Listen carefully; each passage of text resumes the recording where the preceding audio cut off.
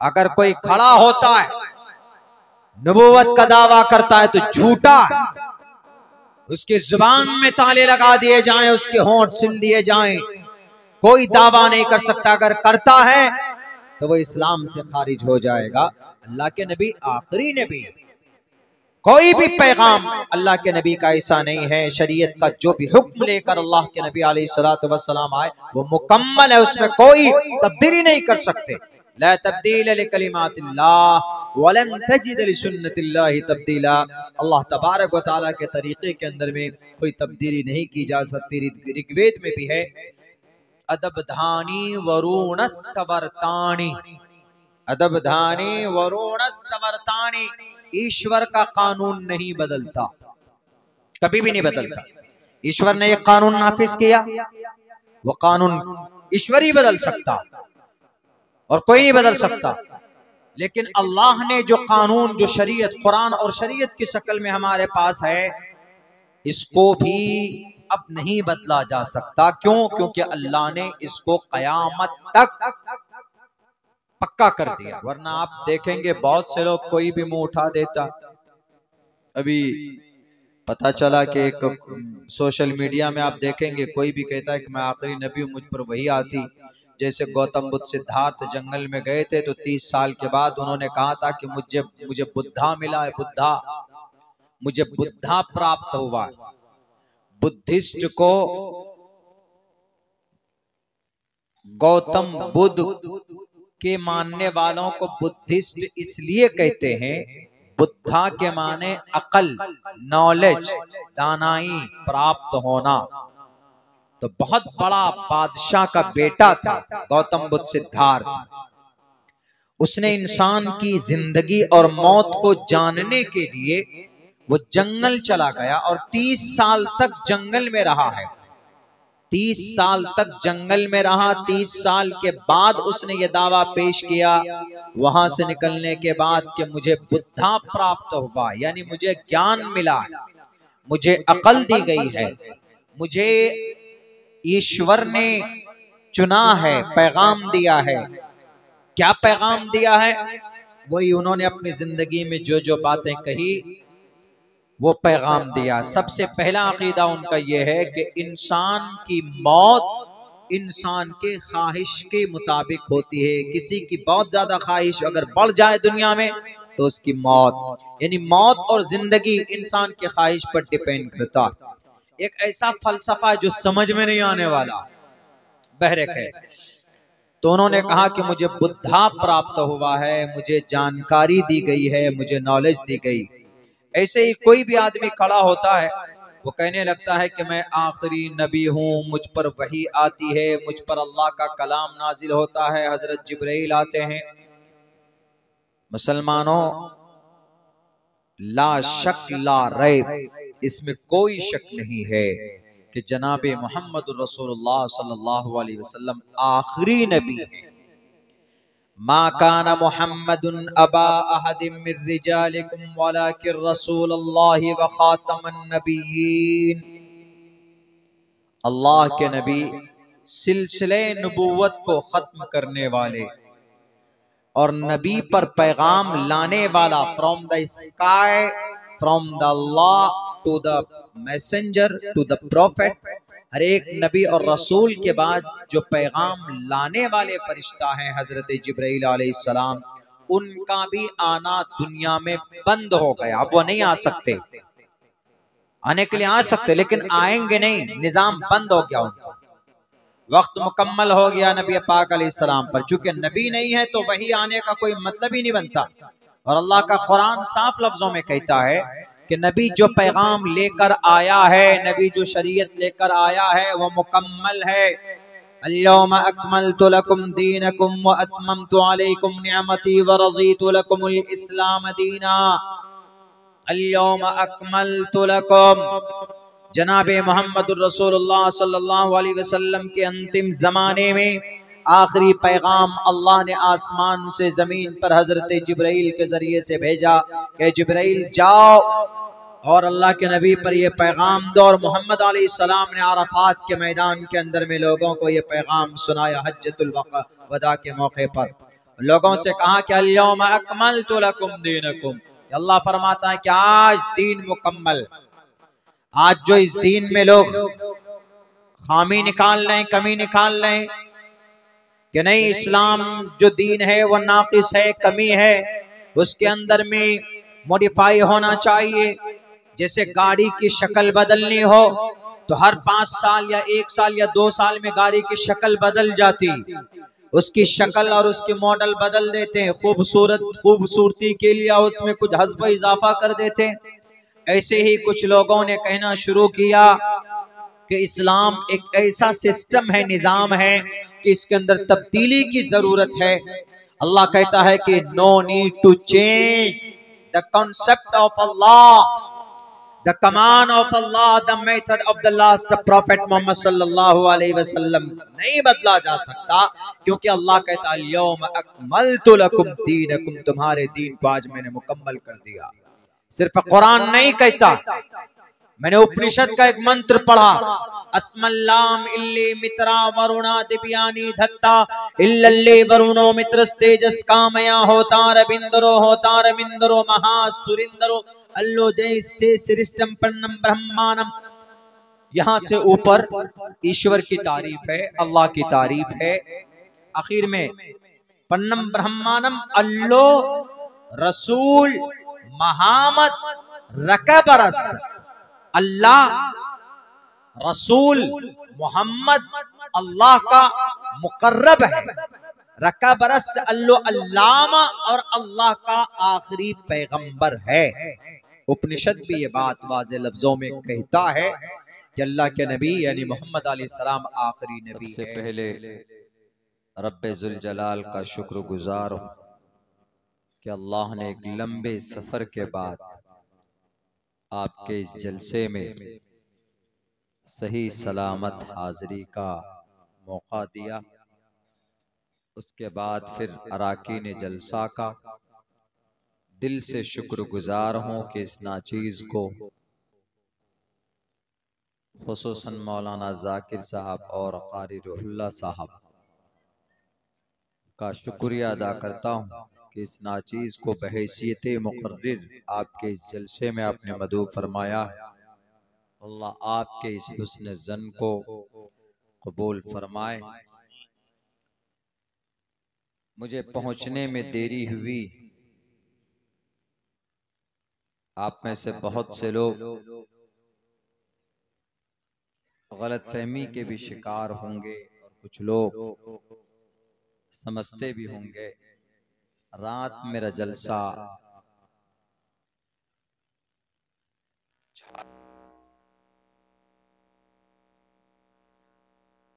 करीब 70 किलोमीटर की दूरी पर सिसई बघनी एक बस्ती है, वहां पर एक प्रोग्राम था। उस प्रोग्राम से फारिग होने के बाद सुबह 8 बजे हम अपनी कार से हमने सफर शुरू किया इस जलसे के लिए। मुस्तकिल सफर होता रहा और कभी कभी ऐसा होता है चूंकि रांची से सीमांचल का इलाका जो कनेक्ट होना चाहिए, जो कम्युनिकेशन है बहुत कमजोर है, बसें भी नहीं है मुनासिब वक्त में और ट्रेन भी नहीं है। तो इसलिए हमने अपनी, चूंकि कई प्रोग्राम थे तो कार से हमारा जाना हुआ था, लेकिन आने में कम से कम 591 किलोमीटर यानी 600 किलोमीटर का फासला था और हमें 11.5 घंटा मैप में दिखा रहा था कि हम पहुंच जाएंगे। लेकिन 100 किलोमीटर चलने के बाद 125 किलोमीटर चलने के बाद कम से कम 2.5 से 3 घंटे जाम में फंस गए। बहरे कैफ कोशिश भरपूर हुई पहुंचने की।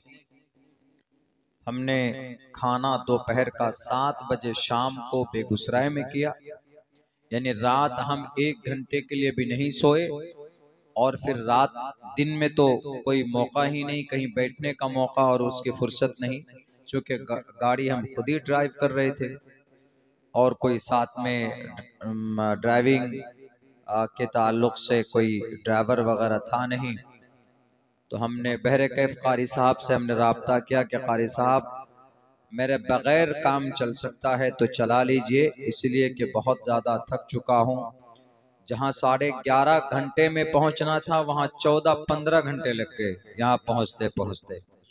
तो हम कहीं पर भी रुके नहीं हैं, सिर्फ बेगूसराय में हमने रुक कर के खाना खाया है आधे घंटे के लिए। उसके बाद फिर मुस्तकिल चलते चलते आकर आपके इस मदरसे में, आपके इस बस्ती में हमने पानी पिया है और एक कप चाय पी है। तो इतने बड़े सफ़र के बाद आपके इस जलसे में हाजिरी हुई है, चूँकि वादा किया था कि इंशाअल्लाह 10 तारीख को प्रोग्राम में शरीक होऊंगा। तो ये है आज के इस प्रोग्राम में पहुंचने की जो प्रोसेस रहा है वो यहाँ तक रहा। बहरे कैफ इस तरह की हालात से हम लोग गुजरते रहते हैं। झारखंड से तशरीफ लाए बड़े भाई हमारे आतिफ मुमताज साहब भी हैं, ये ट्रेन से आ गए तो बहुत आसान हुआ। झारखंड से रांची से अगर आना हो सुबह और शाम को यहाँ कटिहार पहुँचना हो तो एक ही रास्ता है, वो ये है कि आप रांची से वंदे भारत ट्रेन पकड़कर चले जाएं हावड़ा। बर्दवान भी जा सकते, लेकिन हावड़ा वहाँ 1.5 घंटे के बाद फिर आप शताब्दी पकड़ के आ जाएं तो 8 बजे तक आप बारसोई पहुँच जाएंगे। एक ये प्रोसेस है। बाई फ्लाइट अगर आप आएंगे, मेरी नानी का इंतकाल हो गया था तो मेरा प्रोग्राम वहाँ था, 2-2:30 बजे तक मुझे नानी की जनाजे की नमाज में शरीक होना था। तो वहाँ से हमने फ्लाइट ली, डायरेक्ट फ्लाइट बागडोगरा नहीं है, वहाँ से रांची से फ्लाइट लीजिए कलकत्ता, कलकत्ता से दूसरी फ्लाइट पकड़ के यहाँ आइए, यानी इस तरह का लंबा प्रोसेस है। तो बहरे कैफ ये सफ़र है। रांची से जो भी आएगा यकीनन उसको दुश्वारी होती है, खुसूसन झारखंड से जो मुकर्रिरीन यहाँ पर आते हैं वहाँ का प्रोग्राम करने के बाद यहाँ के प्रोग्राम में शरीक होने के लिए तो थोड़ी दिक्कत होती। खैर हमने वादा किया, हम पहुँचे। अब सीरतुन नबी का जलसा है तो कुछ सीरतुन नबी के ताल्लुक़ से कुछ बातें ज़रूरी पेश करना चाहता हूँ, जो अभी तक शायद मैंने उस ताल्लुक़ से मैंने बहुत कम बात की। नबी पाक अलैहिस्सलातु वस्सलाम की सीरत का ये जलसा है। और नबी पाक अलैहिस्सलाम कौन है? नबी तो है लेकिन आखिरी नबी है, ये भी मानना जरूरी। 1,24,000 अंबिया में अंतिम नबी, आखिरी पैगंबर और रसूल जनाबे मोहम्मद रसूलुल्लाह सल्लल्लाहु अलैहि वसल्लम है। जैसे नमाज पर ईमान, ज़कात, रोजा, हज पर ईमान लाना मानना जरूरी है, ऐसे ही जनाबे मोहम्मद रसूलुल्लाह सल्लल्लाहु अलैहि वसल्लम को नबी और रसूल और आखिरी नबी मानना जरूरी है। ये भी जरूरी है कि अल्लाह के नबी अलैहिस्सलाम हम सब के आखिरी नबी हैं। उत्तराखंड का सीएम है, उसने यूनिफॉर्म सिविल कोड नाफिज कर दिया बाज़ाब्ता उत्तराखंड के अंदर में। उत्तराखंड आप लोग जानते हैं कि उत्तराखंड उत्तर प्रदेश से गालिबन निकल कर बना। उत्तराखंड हरिद्वार का उत्तराखंड में आता है, देहरादून उत्तराखंड में आता है। अभी इसी महीने की गालिबन 15 तारीख को वहां पर हमारा प्रोग्राम है। पिछले साल फरवरी सन 2024 में 8 फरवरी को, 7, 8 और 9 फरवरी को बाज़ाब्ता उन्होंने यूनिफॉर्म सिविल कोड, नाम खूब सुनते हैं क्या uniform civil code? Uniform civil code का मतलब यकसा बराबर कानून, यानी जो मुसलमान के लिए वही हिंदू के लिए, जो हिंदू के लिए वही मुसलमान के लिए, वही क्रिश्चियन के लिए, वही जैन के लिए, वही बौद्ध के लिए। किन चीजों में जी? शादी, ब्याह, विरासत, यानी जितने भी सामाजिक मसले हैं कवानीन वो सब बराबर। हिंदू धर्म में 1 शादी है, इस्लाम में 4 शादी। हिंदू धर्म के अंदर बेटी को हक नहीं मिलता विरासत में से, इस्लाम में बेटी को हक मिलता है बाप के माल में से। कितना मिलता है? कम मिलता, भाई से कम मिलता। भाई से कम मिलता है। तो उन्होंने कहा कि ऐसा नहीं होना चाहिए। यूनिफॉर्म सिविल कोड के अंदर उत्तराखंड के सीएम साहब ने कहा कि एक आदमी है तो उसकी एक ही शादी होगी, दूसरी शादी नहीं होगी। यानी एक शादी, एक मर्द की एक बीवी, दो नहीं कर सकता। कुरान में कितनी है शादी की परमिशन? 4 है। परमिशन है, जरूरी नहीं है कि नहीं हर मुसलमान को 4 शादी करना ही पड़ेगा, लाजमी है, जरूरी है। नहीं, ऐसा नहीं, इजाजत है।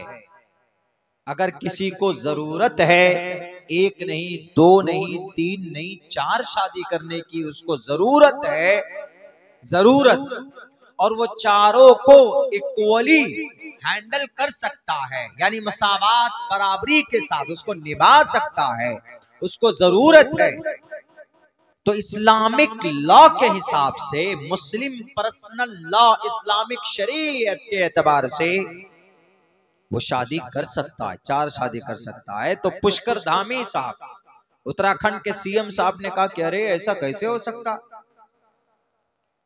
मुसलमान 4 शादी क्यों करेगा, एक शादी करेगा, एक शादी।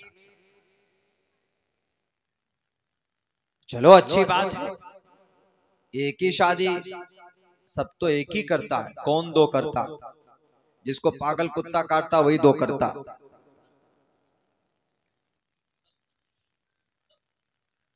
इसलिए कि हम तो कहते हैं कि जिसको जिंदगी जहन्नम बनाना हो, वो दूसरी शादी कर लीजिए। खुद से कपड़ा भी धोना पड़ेगा और पता चला कि चाय भी नसीब नहीं होती, घर के बजाय गाड़ी में सोना पड़ता कभी कभी। ऐसा होता है जी जी, ऐसा होता है, होता भी नहीं भी होता है, ऐसा होता होगा। इसलिए कि औरत कभी भी शेयरिंग बर्दाश्त नहीं कर सकती, औरत सारी चीजें बर्दाश्त करेगी, वो अपने शौहर में शेयरिंग बर्दाश्त नहीं कर सकती। लेकिन खैर, ये इस्लाम की अच्छाई। मिसाल के तौर पर एक आदमी है, उसने शादी की, उसकी बीवी को अल्लाह न करे, खुदा न खास्ता, कैंसर की बीमारी हो गई, बहुत कमजोर है, वीक है, वो अपने शौहर की ख्वाहिश को पूरी नहीं कर सकती है। शौहर बेचारा अच्छा हेल्दी है, उसको जरूरत है, तो अब क्या करेगा?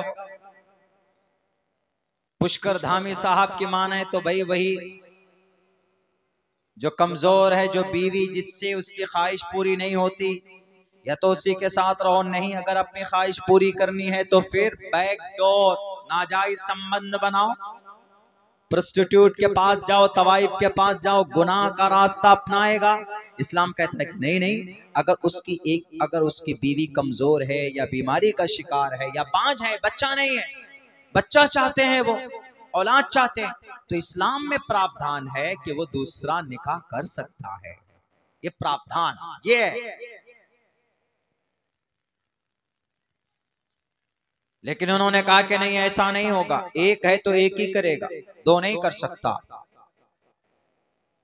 चलिए हम तो ये कहते हैं कि एक मर्द है, एक निकाह करे, एक शादी करे, लेकिन ये भी होना चाहिए कि जितने भी मर्द हैं बालिग होने के बाद, लड़का कब बालिग होता है?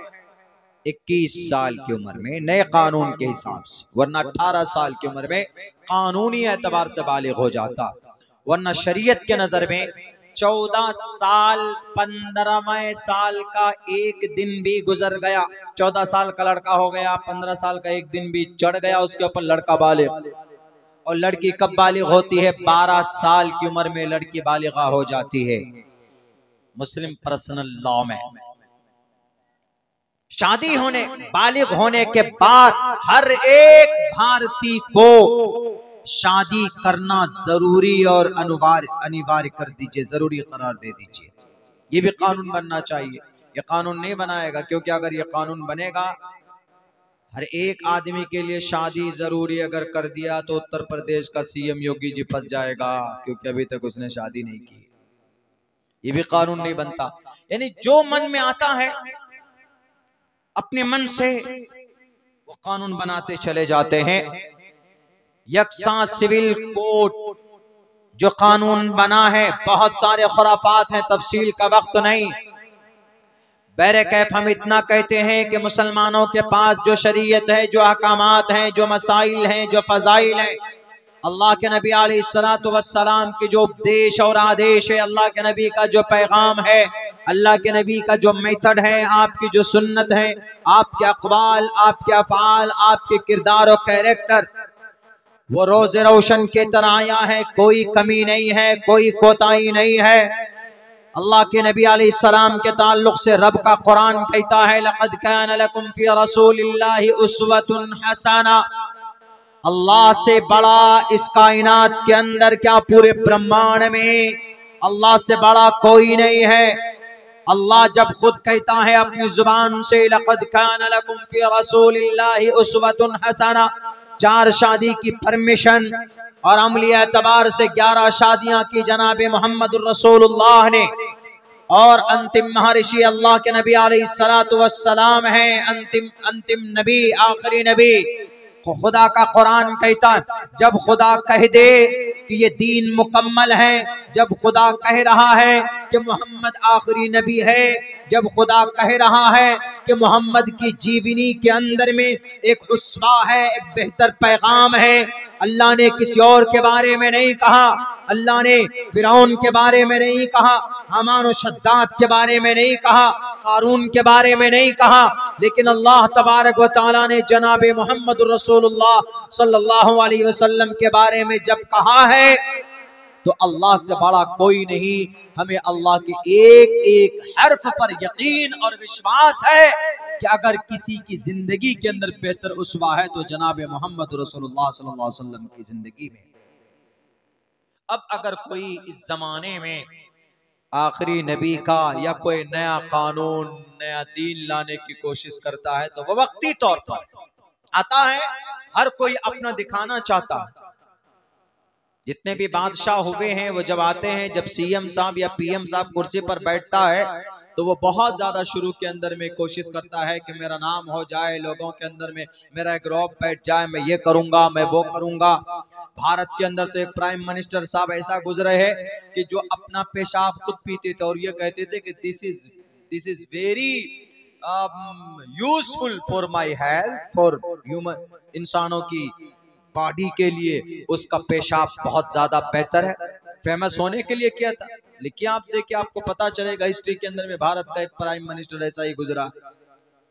बहुत लोग अपने सिर्फ नाम और अपने वाहवाही के लिए इस तरह की हरकतें करते हैं, लेकिन मेरे भाइयों मुसलमानों, हम लोग मुसलमान हैं, हमारा इस पर यकीन और विश्वास और आस्था है कि जनाब मोहम्मद रसूलुल्लाह सल्लल्लाहु अलैहि वसल्लम आखिरी नबी है, और जो हमारे पास कुरान है, जो अहादीस हैं, ये सब फाइनल डिसीजन है अल्लाह तबारक व तआला का। इसके अंदर कोई तब्दीली नहीं हो सकती। जो लोग नया कानून बनाना चाहते हैं वो लोग वक्ती तौर पर, आज कोई और आया है तो नया कानून लेकर आया, कोई और आएगा 5 साल के बाद तो वो अपने हिसाब से कानून लेकर आएगा, कोई और आएगा तो वो बदल कर कुछ और लेकर आएगा, कोई और आएगा तो वो अलग तब्दीली करेगा। लेकिन खुदा का कुरान जिस अंदाज में 1458 साल पहले नाजिल हुआ था, उसी शक्ल सूरत के अंदर आज भी कुरान, उन्हीं पैगामात के साथ आज भी कुरान मौजूद है।